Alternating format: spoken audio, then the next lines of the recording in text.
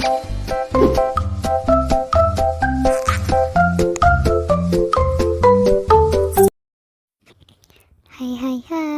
welcome back to my YouTube channel.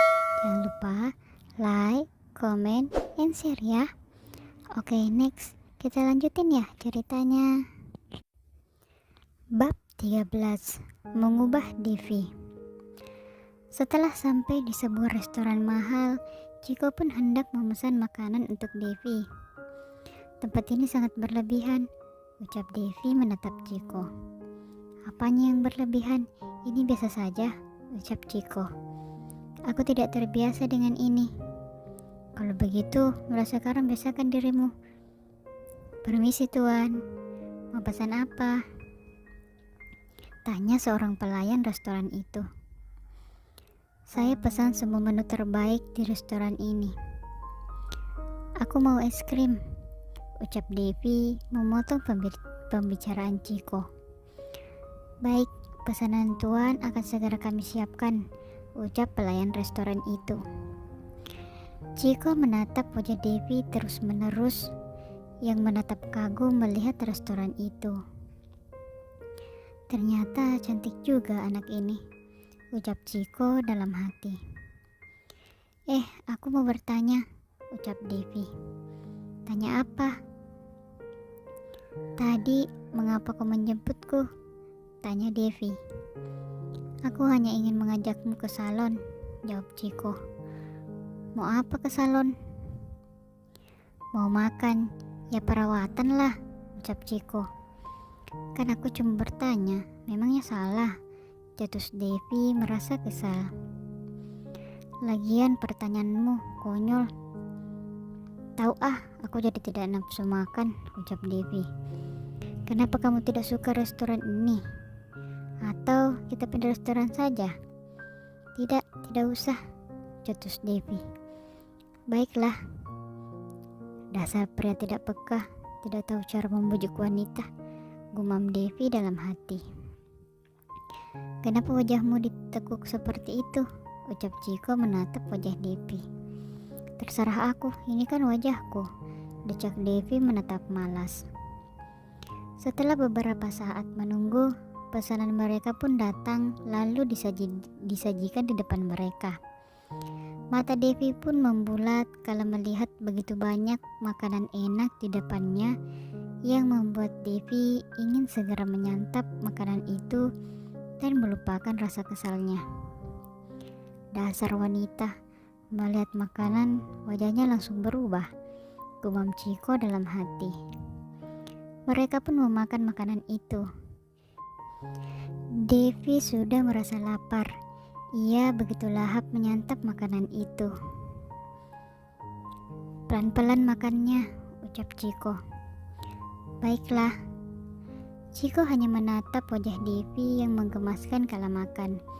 Baginya, Devi begitu apa adanya. Dia begitu polos dan tidak pernah malu menjadi dirinya, tidak seperti wanita lain. Michelle sekarang sedang bersantai di mansionnya sambil memikirkan Chiko. Chiko, mengapa kau sangat membenciku? Lirih Michelle sedih. Sebagai orang tua, ibunya sangat menderita melihat putri semata wayangnya yang ditolak mentah-mentah oleh pria yang dicintainya.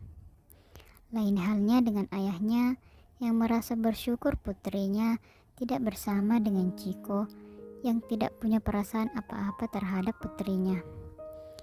Michelle adalah putri tunggal. Ia adalah gadis cantik. Ia juga lemah lembut dan penyayang.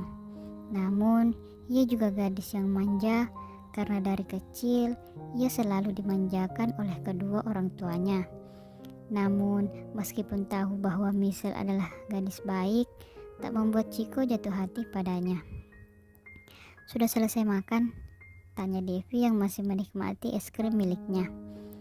Sudah, jawab Chiko. Memangnya porsi makanmu memang sedikit? Tanya Devi lagi.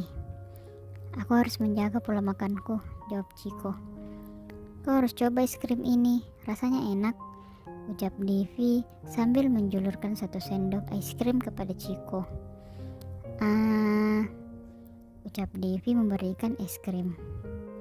Chiko yang terpaksa menuruti Devi agar Devi tetap mau diajak pergi olehnya. Setelah merasa kenyang, mereka pun keluar dari restoran itu lalu menuju salon kecantikan. Aku sudah cantik dari lahir, tidak perlu ke salon lagi, decek Devi. Kau harus tampil maksimal di pernikahan kita nanti, ucap Chiko. Kan ini hanya pernikahan kontrak. Ayahku dan istrinya pasti akan melakukan apapun agar kau tidak masuk ke dalam keluarga Giovanni, ucap Chiko. Memangnya kenapa kau pilih aku? Sudahlah, tidak usah banyak tanya. Setelah sampai di salon kecantikan, ada yang bisa saya bantu, Tuan? Ucap karyawan salon itu. Berikan dia perawatan kecantikan terbaik, ucap Chiko. Setelah diberikan perawatan wajah dan spa, Devi pun merasakan perubahan pada dirinya. Tubuhku terasa segar, ucap Devi kepada Chiko. Devi yang begitu cantik setelah di facial, bahkan Chiko tak hentinya menatap wajah Devi yang kini tambah cantik. Apa kau lihat-lihat? Ucap Devi saat sadar akan tatapan Chiko. Tidak, sudah selesai ya, ayo pulang, ucap Chiko yang langsung memalingkan wajahnya. Setelah selesai perawatan di salon, mereka pun kembali ke mansion. Mulai malam ini kau harus tidur di kamarku, ucap Chiko kepada Devi. Kita kan belum menikah, kenapa sekamarnya harus malam ini? Tanya Devi. Hari ini ayahku dan istrinya akan menginap di mansion, jadi kita harus sekamar malam ini. Kau merepotkanku saja, pakik Devi melihat Chiko. Tapi ingat jangan macam-macam ya sama aku, ucap Devi mengingatkan Chiko. Iya bawel. Kini mereka telah sampai di mansion.